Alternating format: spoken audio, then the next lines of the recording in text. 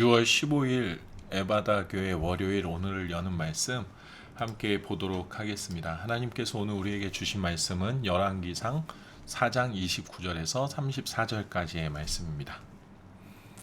구약 517쪽 열왕기상 4장 29절에서 34절까지의 말씀입니다. 함께 읽겠습니다. 하나님이 솔로몬에게 지혜와 총명을 심히 많이 주시고 또 넓은 마음을 주시되 바닷가에 모래같이 하시니 솔로몬의 지혜가 동쪽 모든 사람의 지혜와 애굽의 모든 지혜보다 뛰어난지라. 그는 모든 사람보다 지혜로워서 예스라 사람 에단의 예단과 마올의 아들 헤만과 갈골과 다르다보다 더 나음으로 그의 이름이 사방 모든 나라에 들렸더라. 그가 잠언 3,000가지를 말하였고 그의 노래는 1,005편이며 그가 또 초목에 대하여 말하되 레바논의 백향목으로부터 담에 나는 우술초까지 하고 그가 또 짐승과 새와 기어다니는 것과 물고기에 대하여 말한지라. 사람들이 솔로몬의 지혜를 들으러 왔으니 이는 그의 지혜의 소문을 들은 천하 모든 왕들이 보낸 자들이더라. 아멘. 열왕기상 4장은 하나님께서 솔로몬에게 내려주신 축복에 대한 축복에 대한 내용들이 기록되어져 있습니다. 솔로몬의 꿈에 나타나신 하나님께서 솔로몬에게 이와 같이 약속하셨습니다. 열왕기상 3장 12절에 보면 내가 내 말대로 하여 내게 지혜롭고 총명한 마음을 주노니 내 앞에도 너와 같은 자가 없었거니와 내 뒤에도 너와 같은 자가 일어남이 없으리라. 하나님의 백성들을 섬길 수 있는 하나님의 마음을 듣는 하나님의 말씀을 듣는 마음을 요청한 솔로몬의 고백을 하나님께서는 기뻐하셨습니다. 그리고 그가 요청하지도 않은 지혜와 부귀와 영광까지도 하나님께서 축복해 주실 것을 약속해 주셨습니다. 그리고 오늘 본문에서는 하나님께서 그가 약속하신 바를 이루셨음을 기록합니다. 29절과 30절입니다. 하나님이 솔로몬에게 지혜와 총명을 심히 많이 주시고 또 넓은 마음을 주시되 바닷가에 모래같이 하시니 솔로몬의 지혜가 동쪽 모든 사람의 지혜와 애굽의 모든 지혜보다 뛰어난지라.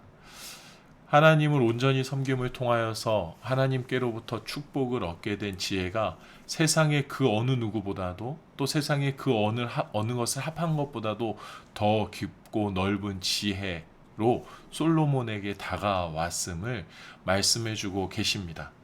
솔로몬의 지혜는 영적인 것, 영적인 지혜만을 이야기하는 것은 아니었습니다. 성경에 분명히 기록되어져 있는 것처럼 세상이 흘러가는 것을 배우는 사람에게 필요한 지혜도 포함하고 있었고 시와 음악, 문학과 같은 문화의 모든 분야에서의 지혜도 담겨 있습니다. 뿐만 아니라 사람의 기본 도리를 다루는 윤리, 그리고 동식물을 아우르는 자연에 대한 지혜까지도 하나님께서 솔로몬에게 허락해 주셨습니다. 34절의 말씀입니다. 사람들이 솔로몬의 지혜를 들으러 왔으니 이는 그의 지혜의 소문을 들은 천하 모든 왕들이 보낸 자들이더라. 솔로몬에는 그저 솔로몬에게만 허락되어진 것이 아니다라고 성경이 말씀하고 계시는 겁니다. 솔로몬을 통해서 온 세상이 그동안 알지 못했던 세상의 모든 지혜들에 대해서 알아갈 수 있게 되었습니다. 다시 말하면 온 세상을 덮고 있는 하나님의 창조 질서에 대해 가리워져 있었던 지혜들이 솔로몬을 통하여서 온 세상 가운데 훤히 드러나는 계기가 되었다라는 것입니다. 우리는 이렇게 생각할 수도 있습니다. 하나님께서는 그가 노년에 하나님께서 기뻐하시지 않는 삶을 살게 될 것이라는 것을 알지 못하셨나? 알고 계셨다면 왜 그의 젊은 날에 이렇게 큰 축복을 부어주신 것일까? 라는 이해되지 않는 생각을 할 수도 있습니다. 그런데 이러한 생각은 솔로몬 개인에게만 우리가 집중할 때에 생기는 아주 좁은 생각일 수 있습니다. 한 걸음 뒤로 물러나서 생각해 보면 하나님께서는 그가 살아계신 하나님이시고 그가 온 천지를 창조하셨고 그가 온 세상을 다스리시고 인도하시는 분이심을 드러내기를 원하시는 분이시고 또 그렇게 일해 가시는 분이십니다. 하나님을 경외하는 사람들을 통하여서 자신을 밝히 드러내시는 분이십니다. 솔로몬이 축복을 받았다라는 것보다 더 중요한 것은 하나님께서 자신의 위대하심을 드러내는 도구로 솔로몬을 사용하셨다라는 사실이 더 중요하게 다루어져야 하는 것입니다. 우리의 삶에서도 마찬가지입니다. 하나님께로부터 놀라운 축복을 받기를 우리 모두는 소망합니다. 그런데 그 우리가 받기를 원하는 축복이 나만의 것, 나만이 누리는 것이 아니다라는 것을 우리가 명심해야 합니다. 마치 어린이날 한 어린이가 그토록 바라던 선물을 부모님께로부터 받고 이제 이것은 내 것이니까 아무도 건드리면 안 된다라고 엄포를 놓는 것 같은 어리석음을 저질러서는 안 된다라는 의미입니다. 하나님께서 우리에게 아무런 값 없이 허락해 주시는 선물과도 같은 은혜와 축복을 생각할 때에 제발 받았으면 소원이 없겠다라는 곳으로 나의 마음이 향할 것이 아니라 이 은혜와 축복으로 하나님의 위대하심이 온 세상 가운데 훤히 드러남을 기대하고 소망하는 곳으로 우리의 마음이 향해 있어야 합니다. 하나님의 은혜와 축복을 받은 나는 아직 믿지 않는 영혼들에게 하나님께서 살아계시고 역사하시고 다스리시고 보호하시는 분이심을 선명하게 알려주는 도구로서 사용되어지고 있음을 우리가 고백할 수 있어야 합니다. 아브라함은 축복의 근원으로서 하나님께 부르심을 받았습니다. 아브라함을 통하여서 하나님을 나의 구주로 고백할 수 있는 통로로서 아브라함이 하나님께 사용되어진 것입니다. 단순히 복을 많이 받는 사람 곁에 붙어서 나도 흐르는 복을 좀 받을 수 있으면 좋겠다라는 것이 축복의 통로가 아닙니다. 전적인 하나님의 주권 가운데 우리에게 허락하신 하나님의 모든 은혜와 축복이 세상 가운데 하나님의 살아계심을 드러내는 중요한 도구로 사용되어진다라는 것을 잊지 않기를 원합니다.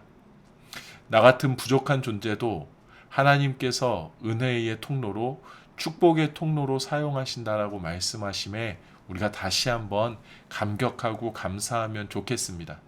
나 하나 잘 먹고 잘 사는 데에 온 신경을 집중할 것이 아니라 세상이 알려고 아무리 애쓰고 발견하려고 애쓰고 아무리 노력해도 다 알 수 없는 하나님의 위대하심을 드러내는 통로로서 하나님께 축복을 구하고 축복을 누리고 축복을 베푸는 삶을 살아가면 좋겠습니다.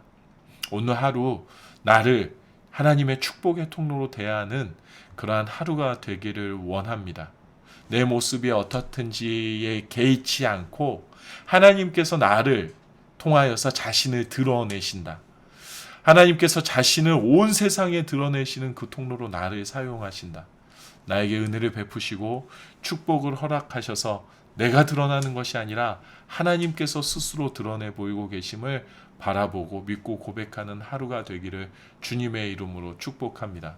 이 시간에 함께 기도하면 좋겠습니다. 하나님, 내가 이 정체성을 잊지 않게 해 주십시오. 내가 축복을 받아 누리는 것에 집중하지 않게 하시고 내가 하나님의 살아내심을 하나님의 지혜를 세상 가운데 알려주는 솔로몬과 같은 아브라함과 같은 축복의 통로가 되게 해 주십시오. 우리 남편이, 우리 아내가, 우리 자녀가, 우리 부모님이 이러한 축복의 통로의 삶을 누리게 해주시고 우리 가정이 하나님의 살아계심을 드러내는 축복의 통로의 가정이 될 수 있도록 주님 우리와 나와 함께 해주십시오라고 기도하면 좋겠습니다. 한 가지 더 기도할 것은 이 나라를 위하여서 기도하면 좋겠습니다. 코로나19로 온 세상이 어지러운 가운데 있고 또 남북 간의 관계가 경색되어지면서 또 북한이 계속해서 위협을 쏟아내고 있는 상황 가운데 있습니다. 아무리 인간이 노력하여도 하나님께서 이루시고자 하시는 것을 이루어 가시는 하나님이시기에 우리가 하나님의 뜻 가운데 하나님의 마음 가운데 깊이 잠기올 수 있도록 우리가 함께 기도하면 좋겠습니다. 온 나라가 온 세계가 하나님의 뜻을 발견하는 것이 아니라 내가 하나님의 뜻을 발견하고 하나님 가운데 깊이 묵상하고 하나님과 깊이 교제하게 될 때에 나를 통하여서 이 나라가 회복되어지고 이 평화가 회복되어지게 될 줄로 믿습니다. 그 마음을 가지고 하나님 온 세상이 하나님의 주권 가운데에 평화로 그리고 회복으로 빨리 돌아설 수 있도록 주님 우리를 붙들어 주십시오라고 우리가 함께 기도하면 좋겠습니다. 각자의 자리에서 기도하시고 주기도문으로 이 시간을 마치도록 하겠습니다. 함께 기도하시겠습니다.